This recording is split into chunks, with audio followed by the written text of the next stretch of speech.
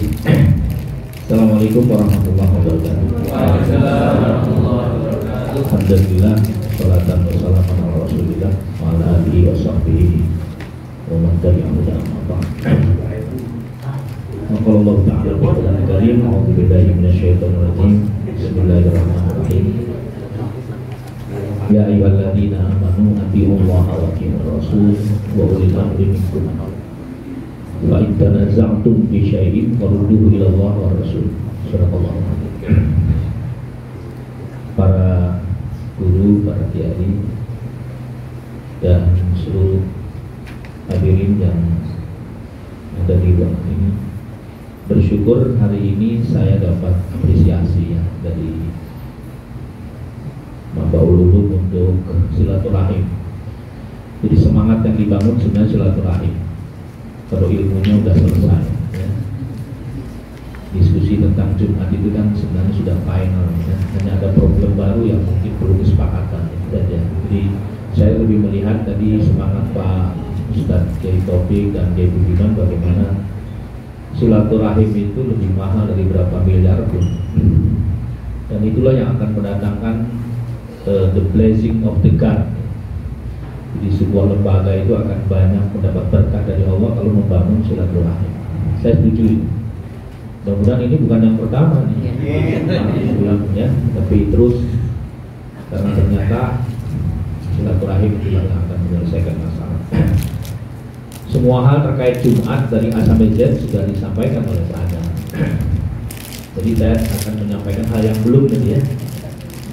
Pertama, ada satu kaidah, mungkin saya lebih filosofis ya.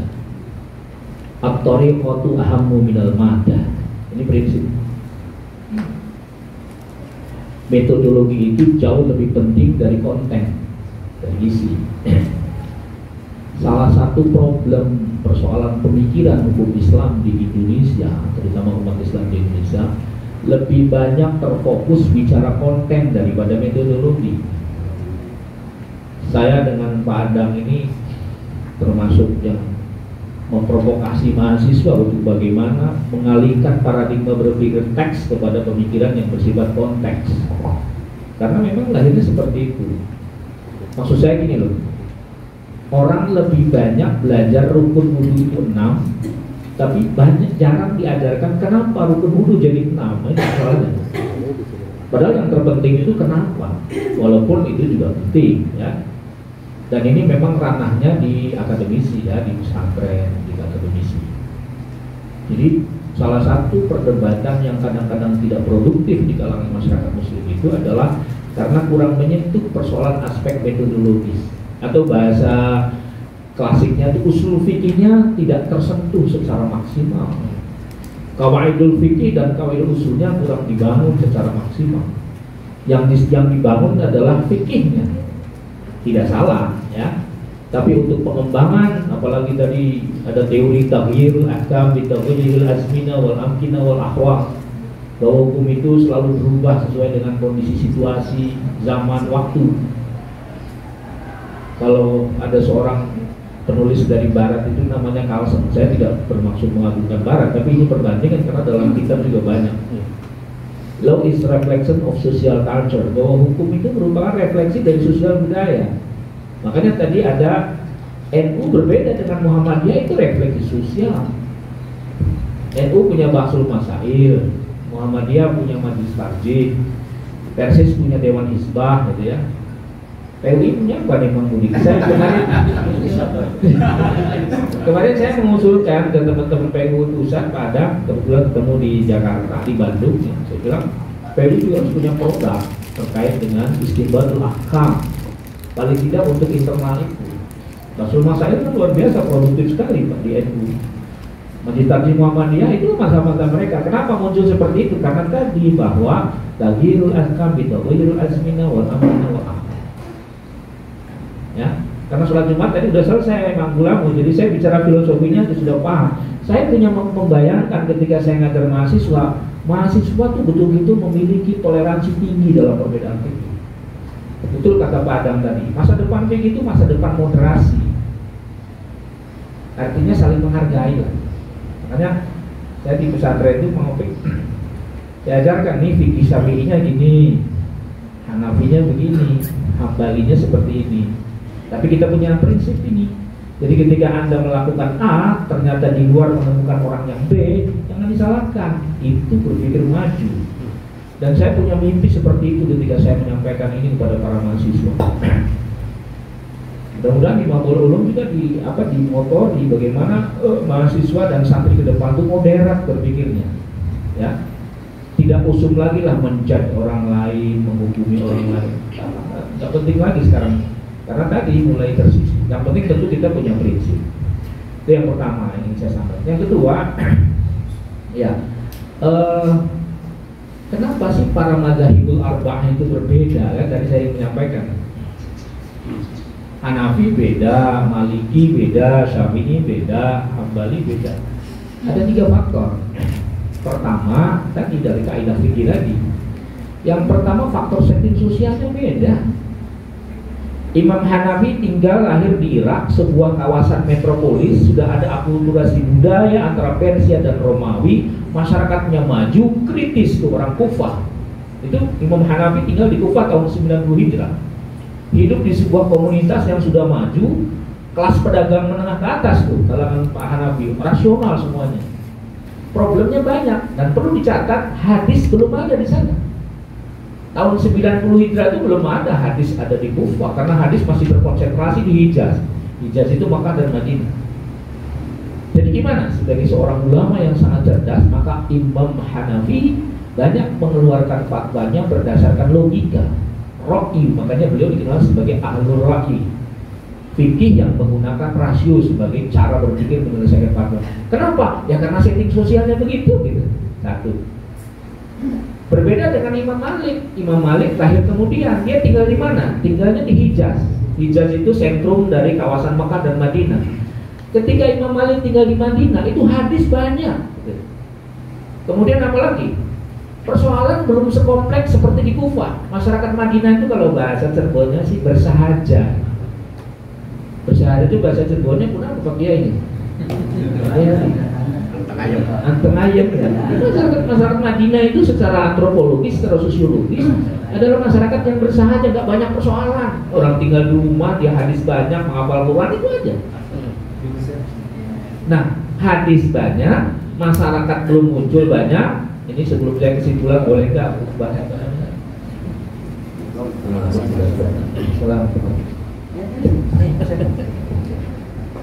Selamat datang Pak Kiai Hasan. Terima kasih.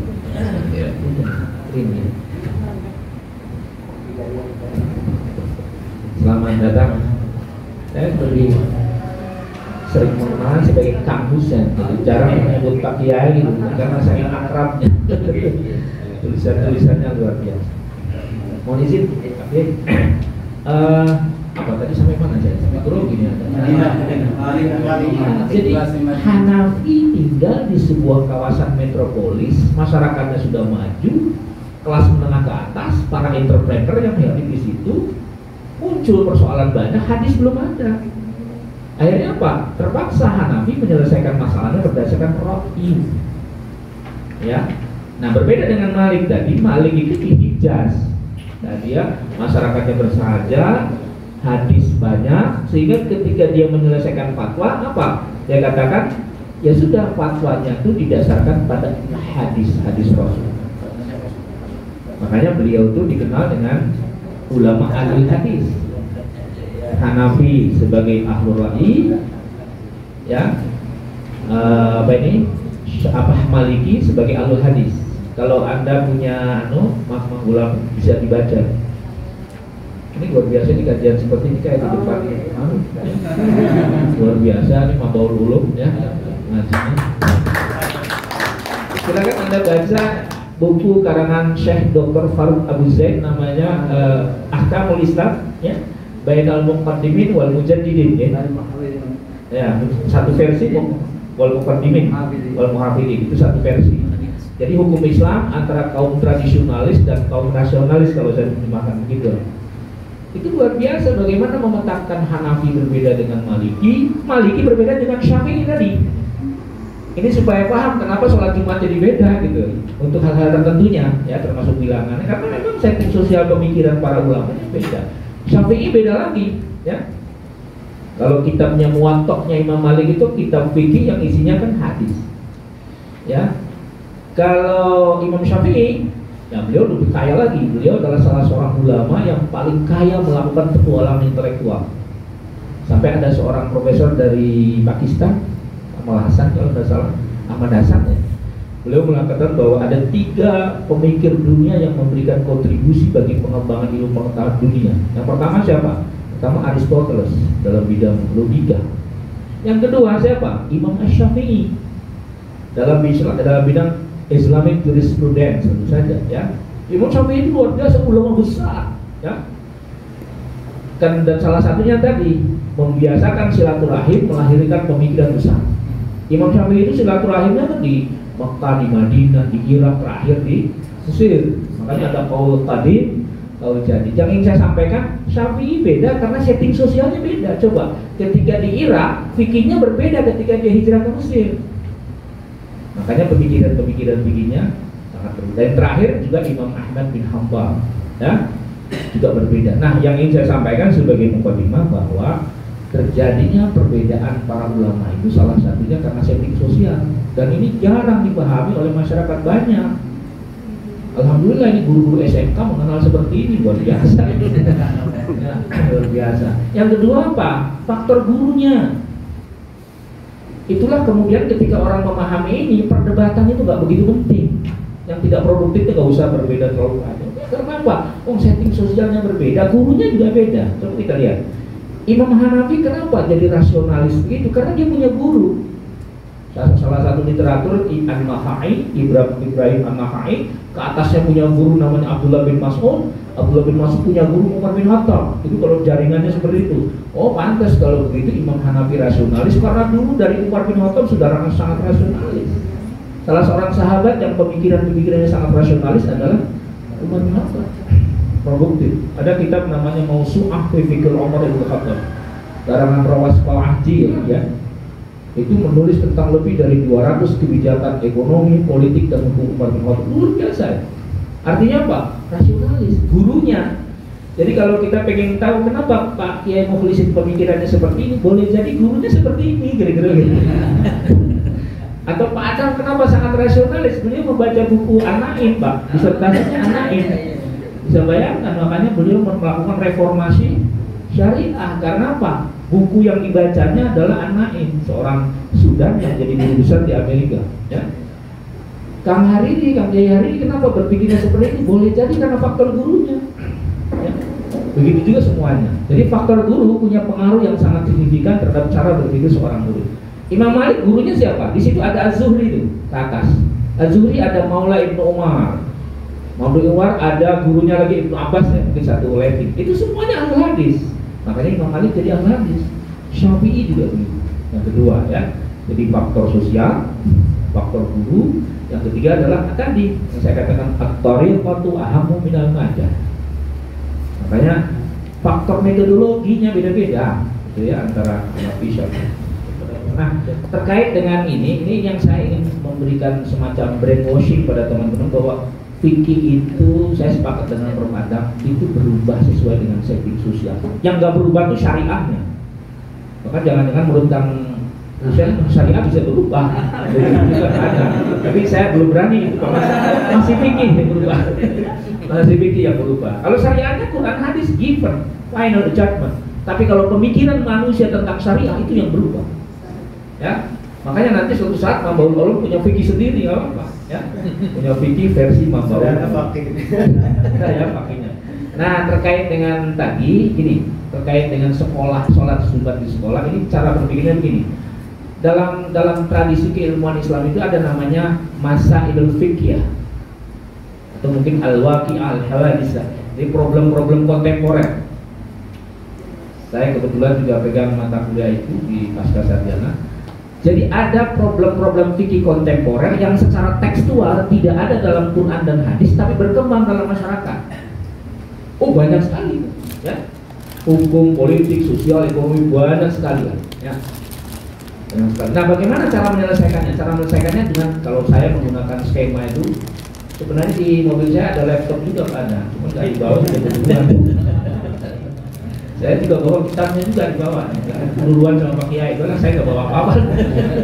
Jadi itu tadi, cara pendekatannya pertama adalah dia mansus tidak? Masalah itu mansus tidak? Ada tidak dalam teks Quran dan hadis dan ulama? Kalau ada, ya final, selesai.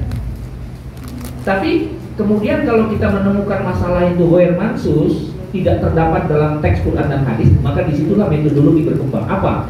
Ijtihad. Ijtihadnya pakai apa tadi? Ada qawaidul fikih, ada qawaidul usul, ada maqasid syariat, dan pertimbangan terakhirnya di ujungnya adalah menggunakan mafsadat dan madarat maqasid syariah, menggunakan paradigmanya Imam As-Sadibi dalam kitab Al-Muwafaqah. Ya, itu sangat jelas sekali. Kalau dia menimbulkan maslahat, ya mungkin relatif boleh hukumnya. Tapi tentu dalam konteks usul fikih, maslahat itu syaratnya harus 3 nih, Mas Hasan ya. Jangan kemudian maslahat jadi boleh, kan juga.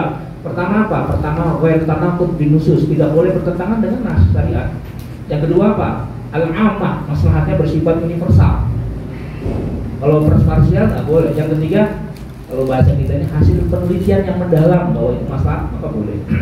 Nah, kaitan dengan sholat Jumat di sekolah, kalau menurut saya itu bagian al-waqi'ah al-hawadisah, sholat Jumat di sekolah.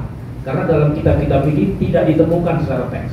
Semuanya berbicara tentang jumlah, ya, apa hukum, itu semua sudah selesai. Tapi bicara tentang sholat Jumat di apa ini? Di sekolah tidak saya temukan. Sampai pagi-pagi saya dikerjain, bukan dikerjain, ya ini juga ada manfaatnya. Jadinya buka lagi kitab Al-Umbah, Imam Syafi'i banyak sekali. Itu juga yang paling lengkap, nanti dibaca aja kitab Wahbah Az-Zuhaili yang agak modern ya. Itu semua ada, semua yang disampaikan Pak Anang itu. Di mobil saya ada. Wahbah Az-Zuhaili menceritakan kenapa berbeda pendapat. Tapi itu sudah selesai. Yang paling persoalan adalah bolehkah sholat Jumat di sekolah? Keputusan saya sama dengan Prof. Adam ya. Karena mau konstitusi syariat jadi pertimbangan ilmu ya. Cabut ilmu ya. Untuk hal-hal seperti itu, saya kira yang lain juga sama. Mengenai hal-hal lain, ya sama. Itu saja yang bisa saya sampaikan. Terima kasih. Masih banyak sebenarnya yang belum ini tuh. Assalamualaikum warahmatullahi wabarakatuh. Waalaikumsalam warahmatullahi wabarakatuh.